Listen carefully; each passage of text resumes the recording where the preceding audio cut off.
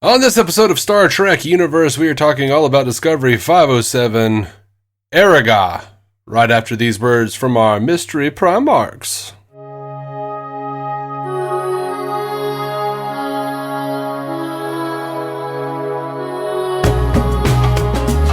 Welcome to Star Trek Universe, the podcast where you get to listen in on two lifelong friends sit and chat about Star Trek. My name's Matthew Carroll. I'm David C. Roberson. Hello, sir. Hello. How goes it in your quadrant? My quadrant is a prickly, angry place. You live in the Badlands? I live in the Badlands. It's terrible. It's fiery. And I just feel eternity. Yeah.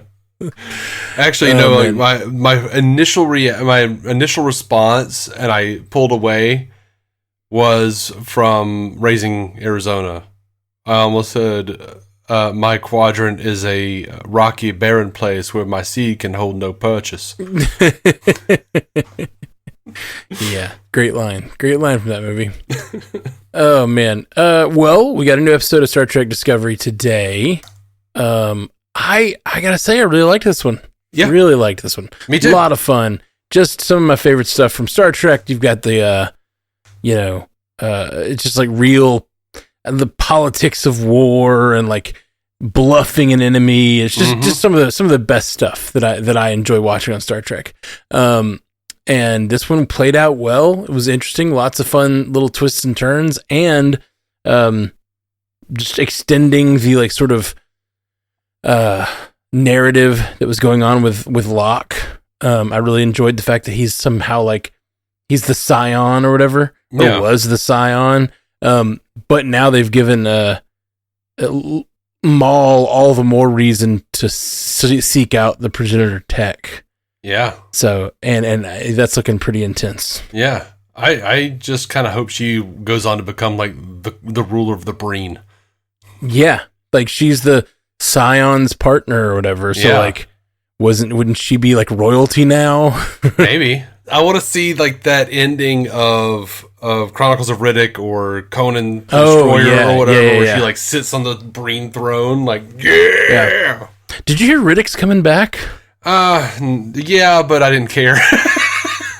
I always care when I hear a good Riddick, a Riddick sighting, as it were. Well, we haven't had a good Riddick sighting since Chronicles of Riddick, so I know.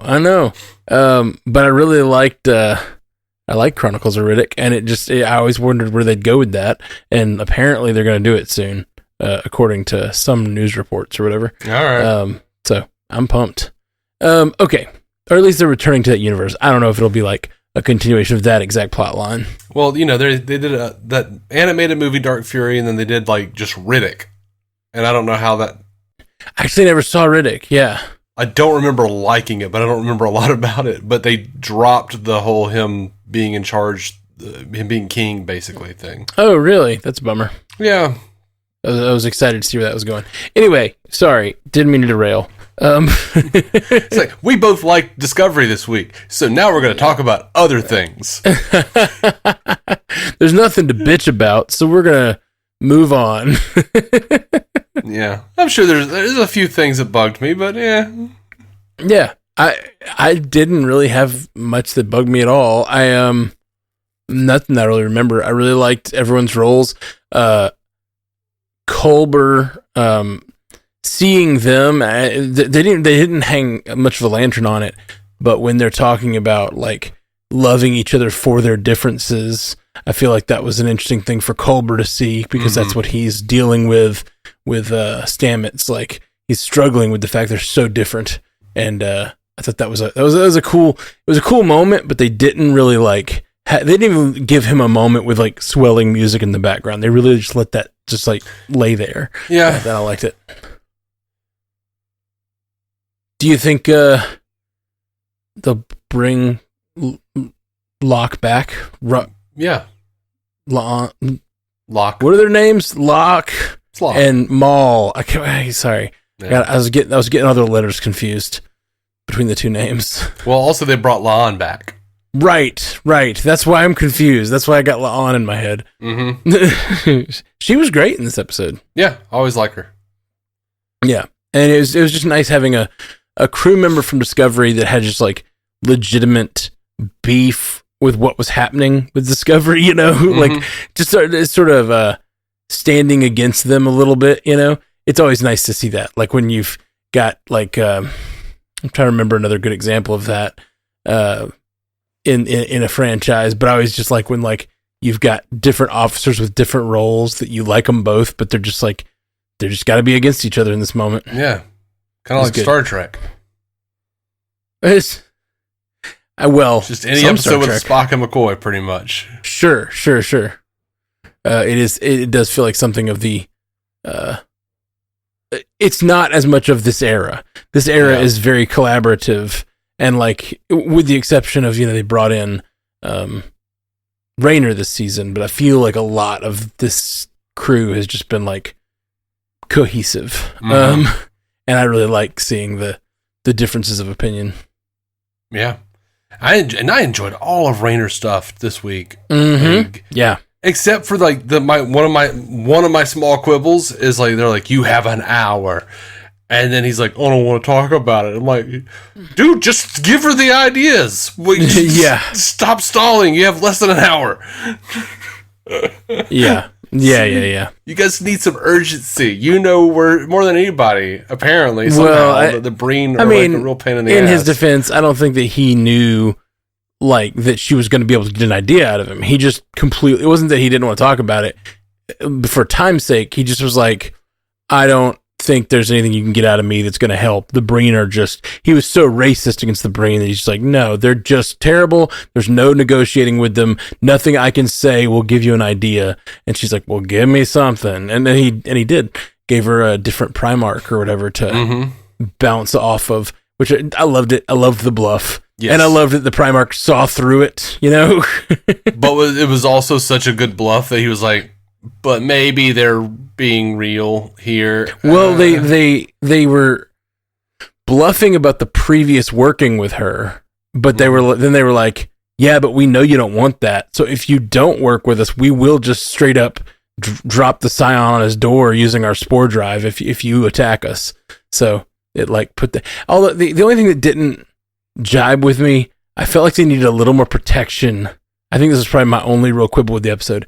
I feel like they needed a little more protection with all those Breen just walking around, like on the ship. When the Breen are like hanging, I feel like they needed like a balance of power on the ship, like only let so many on, or I don't think they had a choice. I mean, the choice was to fight. They should have, like, it just felt like they were so overpowered that there were times where the Breen could have just been like, no, we're taking what we want and leaving, like we're just going to beam out with the Scion and be done. That could have absolutely been the way it happened. I love the line where they're like, you think you can unite the houses by avenging the death of the Scion? And he's like, well, if I couldn't use him in life, I'll use him in death. Like, this is really good. That was great. That was a good line. Yeah. Yeah. I just felt like Locke is an idiot. Mal and Locke were both idiots because I'm not sure what the plan really was. Like, I know she was like, you OD, and then I'm going to go and you're going to let down the shield, and I'm going to run, and then I'll beam you out, and we'll figure it out. But you really think you're going to get to a shuttle, and the Breen are going to be there, and even if they weren't, Discovery would be able to use a tractor beam on your shuttle. I mean, yes, except they've been able to get out of every other scrape that way. You know what I mean? Like, they've done this multiple times this season, been able to escape impossible odds and impossible situations. And she had all that cloaking tech. We took all her tech away, and they're like, dang it, she must have had a implanted cloaking device. It's like, she's got all kinds of fail safes, but and it would have maybe worked, at least for her to get away. I don't know that she could have gotten in to get the Scion again or get Locke again. But I think that if it weren't for Book being like, just being smart, Book doing a smart thing where he's like, what's the most recent lookup of the schematics of the ship? It's like, that was smart. That was very smart. And like, anytime you've got an intruder trying to escape, that seems like an obvious question to ask the computer. Yeah, it's like the only time Book is actually being smart, because he's like, I've spent the most time with her. Hey, Maul, remember that time we almost met? Through a hologram? I think Book does a lot of smart stuff. Like, he's always like, he's very street smart, very like, knows the ways of the universe, this current universe. Yeah. I mean, I did love him basically reading the library card, as it were, for like traces of telepathy. That was dope. That was a cool idea. It might be dumb, but I liked it. Yeah, I liked it that as the audience, we could figure out the Badlands just from his visions and stuff. You know, like if we're paying close attention and all the stuff he's saying, you're like, that sounds like the Badlands. You know? Yeah, and it'll just be cool to be in that area of space again, you know, like after, you know, that's an area of space we spent a lot of time with in Deep Space Nine and Voyager, and so just them going back to the Badlands is just kind of cool. I dig it. Like 1,000 years later, let's go back to the Badlands. Would it be great if they just got lost in the Delta Quadrant? I was gonna say that. I'd love it if like the caretaker like grabbed them. Yeah, even the caretaker's dead, but yeah. Yeah. But wait, is he dead or was he dying when we last saw him? Oh, he did. Oh, did he die? I can't remember. It's been a long time since I've seen that first episode. But for some reason, I thought he was. No, I think they said he had like 10 more years or something. No, they had like a little like rock somewhere in Voyager that was his body. And they were like looking for the other caretaker. Like there was another caretaker. I don't remember how that played out though. They may have I can't either. Met up or whatever. Yeah, I remember that they ended up like basically saying like, well, they got to learn to survive on their own, you know, like that's part of life. But I remember that like he had more time when they arrived. I vaguely remember that. I haven't seen that, rewatched that in 15 years probably. Yeah, I know you rewatched it recently. Yeah, well, as far as I've gotten, caretaker dead. Yeah, like his body is a rock inside of Voyager. Okay. Like he scribbled. I got a little annoyed in this episode at Stamets. There were 2 times where he like talked to the crew members. He's like, it was Tilly and then it was Book, and it was just like, I have this other thing to do, and he's like, no, the mission's important. And it's like, yes, but there's a lot of elements to the mission here. You know what I mean? Like I agree with him in one case, but like looking for the clues isn't the like dire situation right now. The Breen are about to destroy the Federation headquarters. It's like, yes, the clues are important, but like also solving the Maul lock and the Breen problem is kind of more urgent today. So his like, no, you can't go do that right now. We've got to work on this. It made more sense with Tilly. It made sense with Tilly because she wasn't going to do anything. Yeah, she was just going to be with her students. Which, you know, she's pointed out several times that she's bad at, so just go do the thing you're good at. No, I agreed with him on both occasions. Because I mean, Book was the key to figuring out the next clue. And he was, but like there was no reason to think that during that conversation. So like, yeah, it worked out, but like it seems like he might have the conversation would have made more sense if he'd like, I need an empath because it's a beta. I think this Betazoid thing has if they found some clue to needing an empath and then going like, what empath do we have? And then that would have been like a lot more of a direct like conversation. Well, it made sense though, maybe not from an empath, because he couldn't have known that, but he did know that Book knows this galaxy more than he does. And is more familiar with it. Being a courier all those years. And he probably knew, like, man, if Book goes doing something else, he's just going to get in trouble. He's just going to gum up the works because he's got emotional stakes in this shit.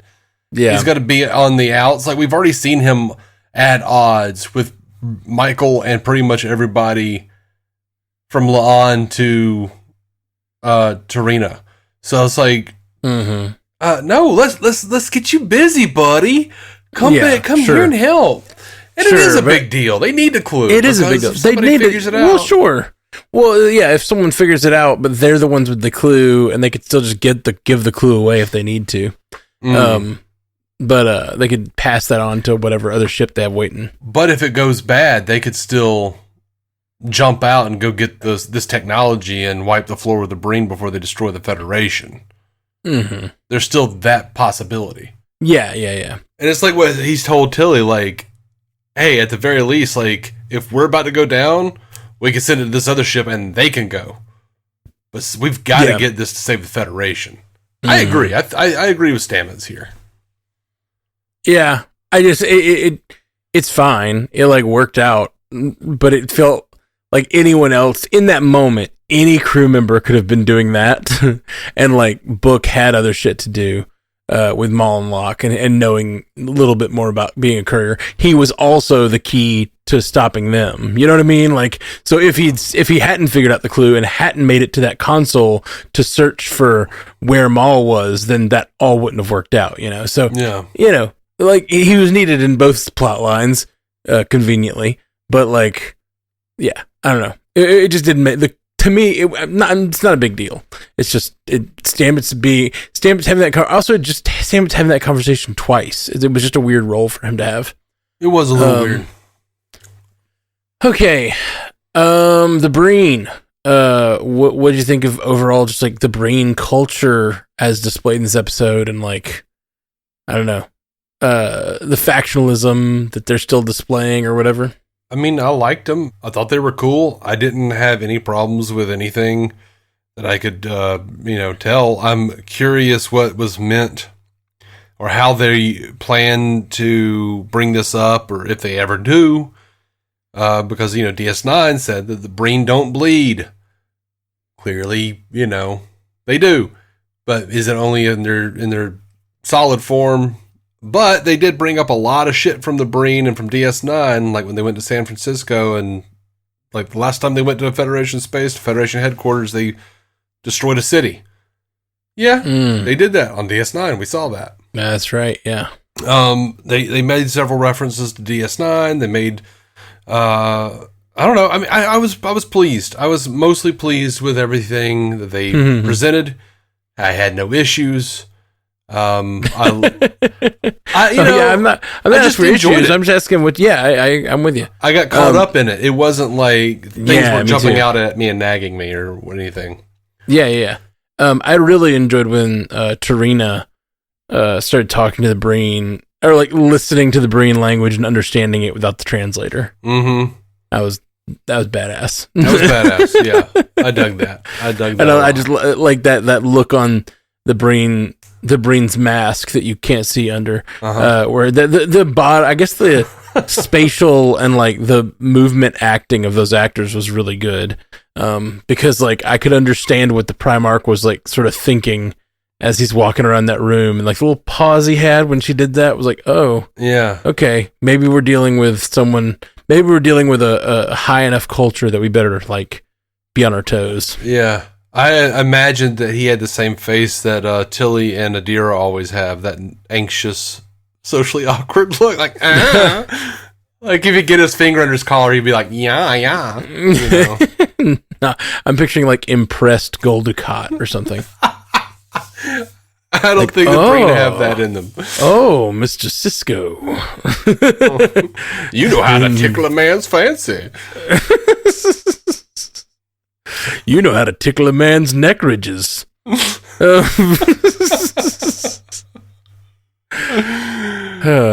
God. It's good stuff, man. Really great episode all around. I got very few notes. Yeah. I liked... have we spoken much about Reno's section of this yet? No, we haven't. And I have questions about her. Yeah. What is it? Well, first of all, I assume she was a bartender in the 23rd century. Why would she have come up with a drink called Seven of Limes? Oh. She's like 100 years before Seven of Nine. So was that just like a wink to us, or? I didn't even think of it being limes. Like, I didn't think of that being a reference to 7 of 9 at all. Yeah? No, I thought it was like a reference to like a card game. Like a 7 of spades, a 7 of limes. That's what I thought. But now you may be right. It may have been a reference, but I didn't catch it. And I'm guessing she didn't like mean that, obviously, because 7 of 9 didn't exist yet. Yeah. I thought it was like a card game reference. I think the writer screwed up. Okay. I think they just forgot. I think they just forgot that Reno came from like 100 years before 7 of 9. Yeah. I don't know. Maybe. I think it was meant to be like, didn't hear it that way. Get it? Like, oh, interesting. Y'all, I didn't hear it that way. That's interesting, yeah. But you know, how long had Annika been with the Borg? Oh. Not long. She was like 20-something or whatever. I mean, she was a little girl. Right. But but like in the show, she was like 20 or 30, bad 30 in her 20s or 30s. So it was only 20. It wasn't 100 years. Yeah, no, that's my point. Was not with them that long. But yeah. I dug her whole plot line though. The whole book dealer being one of her many jobs. I'd kind of forgotten the whole. It's been so many things in the show, and so little focus on her character. I kind of forgot that she's been around for 800 years or whatever. Yeah. What's her species? Tig Notaros? Or Renos? Renos. Yeah, she's just human. Why can she live so long? What do you mean? She can't. Remember? There was that episode where they went back in time and they ended up going to visit Jet Reno living on Earth? No, and it turned that was Pelia on Strange New Worlds. Fuck, you're right. You're right. She's something about, in this episode, about 800 years. Oh, she's talking about the 800 years that they traveled. Right. But she said 800 years of traveling space, and I thought she was, for a second, I definitely confused her with Pelia. Yeah. You're right. You're totally right. And then she's talking about all the different jobs she had, which was also a Pelia thing. Uh-huh. And so, bookseller thing, also reminded me of Pelia. I was like, I totally got her confused with Pelia for a minute. Do you think that whatever it was, antiquities seller or whatever that she referenced was Pelia? Maybe she worked with Pelia at some point? Oh, no, sorry. Cool. The shady antiquarian archivist. That's what it was. I like that idea. I mean, it's a fun idea, but... Yeah, I feel like there's... maybe it was the collector from Marvel. I was like, what is Matt talking about? Yeah, no, I totally got confused. I was like, man, I didn't remember that. But yeah, I forgot about that thing where she does that. And then, yeah, it's because she does it. It's the other character from the other show. Mm-hmm. It was the other funny engineer. Well, it's also another, sort of not stunt casting, I wouldn't say, but they're both comedians, sort of go into those roles. I mean, Pelia is not a comedian exactly, but she's like a comic actress that I've seen in a lot of things. Yeah. And I'll tell you what, if only they could do let's just have one little time travel moment in the next Strange New Worlds where Tig shows up and just replaces Pelia on the Enterprise. Please. Strange New Worlds would be perfect then. Oh, yeah. Get rid of Carroll Kane, put in Tig Notaro. Dave Happy.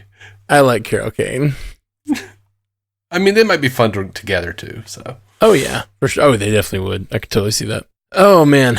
Okay. Anything else you had any thoughts about this episode? I feel like we're getting this one out quick this week. I'm excited. Mm-hmm. I haven't had a lot of time to really ruminate on it. Right. Yeah. We normally watch and then have a few days. Yeah. I just enjoyed it. Aside from that one little useless Tiliadira moment where it's just all right, give Adira another pep talk. I don't know. Yeah. I did not expect the big shift in this episode of Maul joining the Breen. Oh yeah. When the Breen came in and there was also, I thought they were going to find out about the search and then suddenly this would become a intergalactic multi empire race for this thing instead, and it has, but I did not call because I didn't know about the Scion thing or whatever. I did not call that Maul would be helping lead that search, Yeah. And if he's he's the scion. He's this like big representation of royalty to their people. Like, can you imagine if she's like, I can bring back the scion, you know, like she's the one who can unite the people by bringing the scion back to life. Like, and they're searching for that technology. That sounds like very, very intense. And I love it. And I love the idea that Book is going to get this interesting. He's still going to try to be connecting with her, which I enjoy that. I think I enjoy it more than you do. I just think it's dumb. No, I dig it.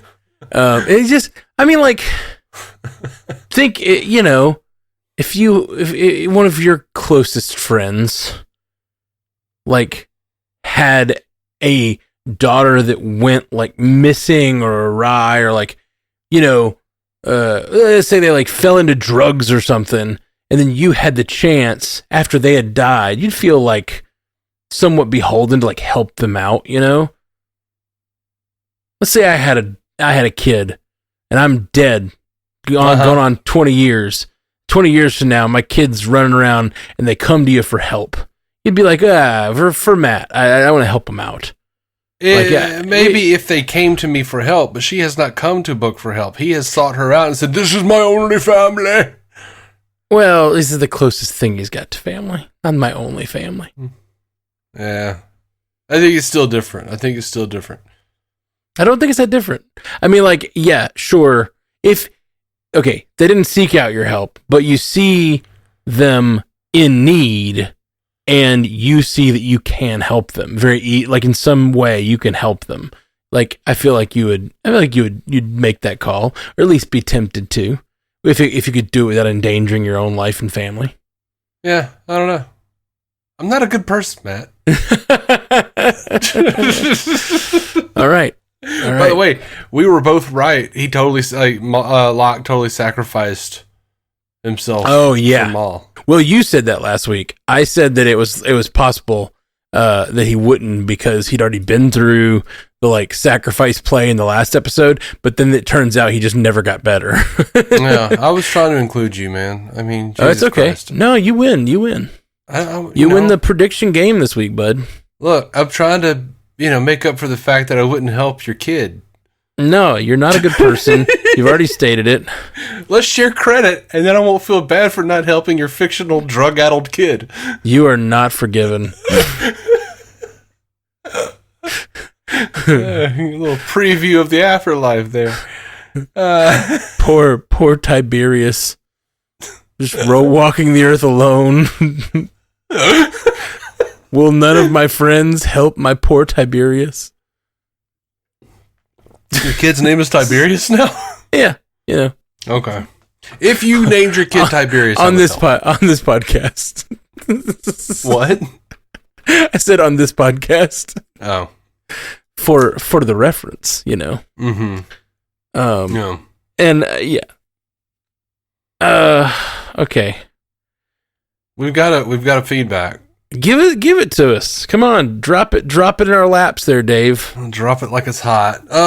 Stu Little writes in with a gigantic, all caps, title: Breen's Green Morphine Scheme. Says, hello, sorry to make my title all caps. I don't think you are. But you didn't read my amazing one for last week's episode, and I was really proud of Parched Trek and Thirst Contact. I was trying to help you, man. No, that was pretty good. I just probably got distracted. On to Erigah. I dig it. I dig all of the work that Stu puts into his emails. He does very thoughtful and funny emails. Yeah, I actually did probably just get distracted. I'm sure. By the way, before I continue with Stu, I do want to point out that my wife Bethany said that she really hopes that the Breen never come into contact with a person named Erika. I definitely thought about making an Erika joke earlier, and I couldn't work it in. I couldn't figure it out. Yeah. My brain was tumbling the Erika and Erigah Rubik's Cube and trying to work out a joke. It couldn't get there. Yeah, it's just that one's pretty good. That's pretty good, Bethany. I am now headcanoning that the Breen are actually descended from Valley Girls, a specific Valley girl who got into a blood feud with her best friend Erigah. that's I like that. So yeah, it's just like, oh my god, Erigah, blood feud. Yeah. Maybe it's like what's that movie with the fake Star Trek, Galaxy Quest. Maybe it's like Galaxy Quest, and there's like people out in the out there, and they've been watching Mean Girls or like, you know, Pretty Little Liars or whatever. And then it's like their favorite show, and they're like, oh, we will call blood feuds Ericas, but they can't say it with their weird Breen tongues. Yeah. And then like they got tired of people calling them like cold bitches and frigid and shit. And they're like, we'll show you frigid refrigeration suits. Yeah, I like it. The Breen are Mean Girls. I dig it. I want to see Breen Girls the musical. Have you? No, I haven't seen it. But I'll tell you what I do want now. I want Tina Fey on the Star Trek Discovery writing staff. Absolutely. It'd have to be better. Stu says, Non makes a lot of valid points about Book's behavior, meaning he doesn't get as much leeway as he wants, while his counter-argument is, come on, guys, I said I was sorry, and this girl I've only met once is sort of my sister, so I'm the most qualified to talk to her. I feel you, Stu. I feel you. Well, it's not just his sister. It's also like they're both couriers. Like he also has all the cultural and like sort of tricks of the trade information on her. Mm-hmm. Stu continues, you'd think the Breen's spiky comms ball thing making their demands would be green instead of red. I like that they were keeping it, keeping us on our toes. The unexpected is scary as well. He says gig economy Reno. I like it. Stu says the Breen spike comms ball suddenly is green when the Primarch himself is answering their hail. Well, sure. You gotta have a distinction. Gotta make sure we know, because they all sound the same, those Breens. I don't mean to be racist. Yeah, that's definitely Breenist. Stu says, feels weird that only now does Michael know about Raynor's specific history with the Breen. Seems like something that would be in his file or that Vance would have mentioned. Maybe, yeah. Whose history with the Breen? Raynor. Oh, no, that's not new. Right? Well, I mean, he just told Michael that... Oh, you mean just his history as in, like, his world, his home world. I guess, like, I don't know, that's pre his career, so like I think his file probably had all his career stuff, but it may not have had his like upbringing. You would think it would, though. I mean, possibly. Just depends. Yeah, I don't know. Guess how open he was about all that stuff, I guess. I don't know. Watch out, guys. Those bug zapper staffs the Breen carry look like they could sting. I did look at those and think they were like the mosquito. I thought they looked like the mosquito things that you put in the backyard, like the bug zappers. Yeah, no, not bug zappers necessarily. They're like with the candles. Yeah, like the citronella. Like yeah, like the staff with the mosquito repellent thing on there. Yeah. I gotcha. But yeah, bug zappers too. I guess that works. Step 1, Locke gets really high on space morphine. Step 2, question mark. Step 3, escape. I mean, I thought something similar, but Matt shot me down, so I guess it was a good episode. I don't think I've said this yet. I do think that like the actual plan was, like, from Locke's perspective, was to die. Like, I don't think he was trying to survive. I think he was trying to get her a chance to escape because he knew that it was his one shot at getting her out of there. And since she had been able to escape so many situations before, I think there was a pretty good chance if Book hadn't been there, she would have gotten out somehow. And I don't think he was trying to, like maybe he could have done a dose that would have done what he wanted without killing him. But, like, I think he was fine with dying at that moment. Yeah. How does Dr. Hugh Culber do better in a fight with Maul than actual Starfleet security officers? Because Culber has died and resurrected and is a badass. Yeah. And, of course, any named cast member is going to be able to fight better than a security guard. Also, I didn't think that he did. Like, he got his ass handed to him pretty quickly. Yeah, they all did. Yeah, he got a pretty good, hit in, but it didn't really do much for him. Yeah.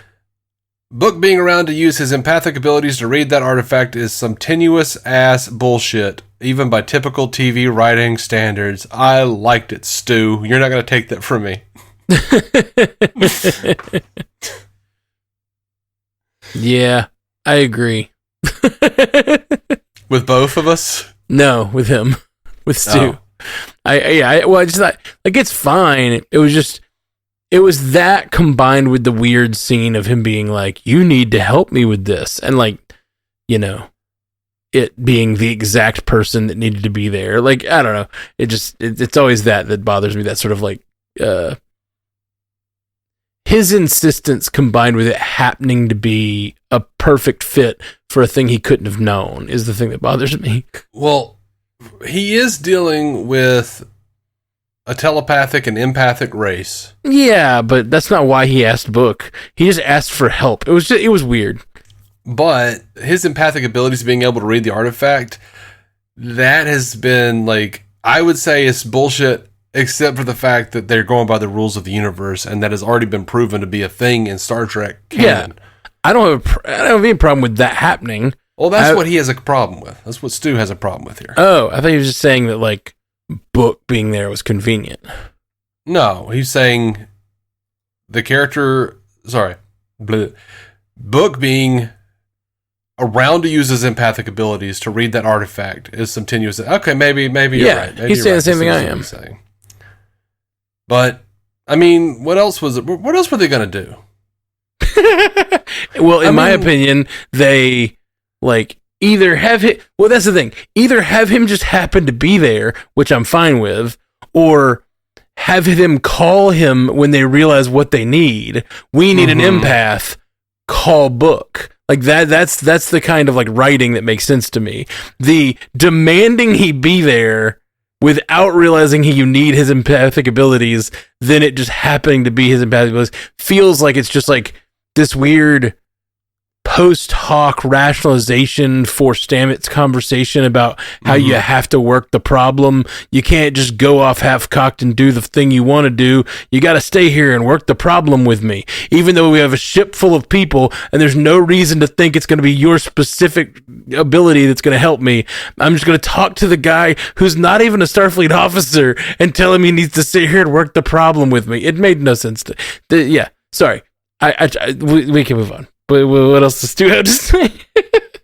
I still think, his knowledge of space, or, and all that shit, and plus knowing that he's going off the rails trying to talk to Maul and all that shit. Yeah, sure. I think he's still like, yeah, you need something to do. Stu says, "Oh no, the character who died is the alien with the more expensive and time-extensive makeup rather than the human character. What are the odds?" Speaking of, where's Saru? He was off on a journey or something. I know. I'm just joking because that's the same thing they've done. Like, we've joked about how they've done it to everyone but Saru. Like, they've kept Saru around even though he's really complicated makeup. But this season, they've even, like, let Saru be in for, like, 4 scenes the whole season. Oh, the reason he left, actually, Doug Jones has talked about. He was off doing. He had to do promotional work for Hocus Pocus 2. Huh. Like his schedule was booked. Okay. Convenient. Oh yeah. No, he did this to himself. I mean, yes, technically, Michael. But he wouldn't have been in the sick bay in the first place if you hadn't body slammed him onto that glass. So, that's twice you've put the Federation in a high-tension situation with another empire. Your typical cocky smirk when you say black alert while looking right at the camera is unjustified in this instance. I disagree with you, Stu. They were in a fighting situation. Maul and Locke were being assholes. She did exactly what Kirk would have done. She did exactly what Sisko would have done. She did exactly what Picard would have told Riker to do.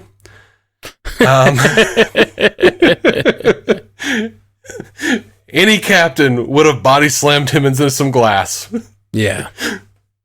It was glass body slam time. Yeah. And I'm all out of bubble gum. What? Nothing. And Locke's all out of time. Mm-hmm. I fixed it. It needed no fixing, sir. It needed no fixing. Stu says, wait, you mean Locke is really dead? That wasn't a hastily concocted fake death so he could go free? Huh. Yeah, that's what I thought it was. Well, yeah, that's a good idea. But no, he's dead, but then he's dead asterisk. Now, but they're totally going to bring him back with progenitor tech. Well, I don't know that they will bring him back, but that's definitely going to be Maul's motivation for the rest of the season. Yeah. I doubt they'll actually bring him back, but I think that will be her motivation for getting the tech. And it will be it'll be the motivation for her, and if they decide to go this way, it can be her reason for bringing the Scion back to the Breen, and it'll be a thing that she can use to motivate the people to be she'll be the new Primarch. It could be interesting.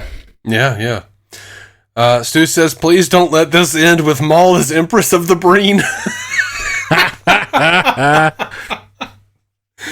No, man, I'm here for it. I'm here for it too. I want it. Queen Breen. Stu says, mostly good episode with some stakes raising and fleshing out the Breen plot line some more, getting to see Starfleet / the Federation as a whole have more input into all this, and the narrative actually conceding that Rayner has a point. I did like that. Mm-hmm. Seeing Nhan again was nice too. Yes, it was. Though it occurs to me she could have been a regular on Strange New Worlds if she had stuck around on the Enterprise in Season 2. Some slapdash leaps of logic and convenience in the Clue B-plot, even if Jet Reno is always fun to see.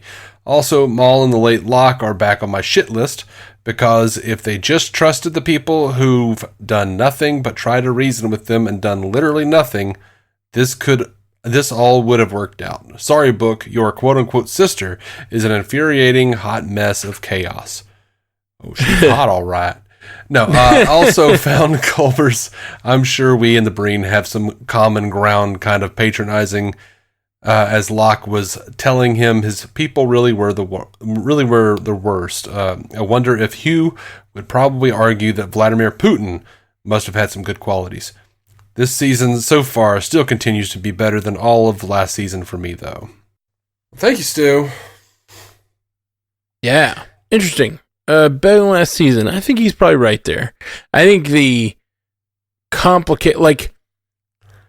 last season you had this amorphous thing that was happening, and it was all about that mystery. This season, because you've had the concrete sort of antagonists of Maul and Locke, and now the even more concrete frozen protagonists of the Breen, it seems to really it just gives the show more structure and gives it more immediate threats to deal with in an episodic fashion. Mm-hmm. So I think I agree with the overarching plot. This season seems better than last season, although I enjoyed where it ended up. I think the walk to get there was long. I think I feel that way about the last two seasons. The season where they figured out the burn, I liked that last episode, where they figured out the burn and found the guy who had caused it or whatever. But it felt like a long walk to get there. And this season and last season felt the same way. This season does not feel like a long walk. I'm excited to get to the ending, but I've enjoyed the overarching plot throughout the season. Yeah. Instead of it feeling like a distraction from the episodes that are happening. Mm-hmm. Okay. Well, you got anything else, Dave? I don't. All right. Well, good episode. Dug it. Yeah. Good job, Discovery folks. I liked what you're doing here. Yeah. And I guess we'll be back with more. You sounded so downhearted. No, I was being pensive. Hey, I haven't mentioned it a lot here. I mentioned it in passing, but I haven't really mentioned it a lot. I have a podcast that came out this year called Multiverse News. Go check it out if you haven't. If you follow this podcast and don't follow that one yet, we're excited. I'm excited. We cover a little bit of Star Trek on there, but we cover kind of every universe. That's what's called Multiverse. And it's just your source for information about all your favorite fictional universes. Basically an entertainment news show with a geeky focus. So if you dig that, it's a little panel show. We kind of read a story and discuss it. So, yeah, it's a good way to get your geeky news for the week. Multiverse News, wherever you get your podcasts, or it's on YouTube every week. So, check that out if you can. And, that's all I got. Joel and True. Live long and prosper. Thank you for listening to the Star Trek Universe Podcast, a Stranded Panda production. If you'd like to hear more from David C. Roberson, check out the DC On Screen podcast or maladjusted.tv for his web videos. If you'd like to hear more from Matthew Carroll, check out the Marvel Cinematic Universe podcast or listen to his music. Just search for Matthew Carroll anywhere you get music.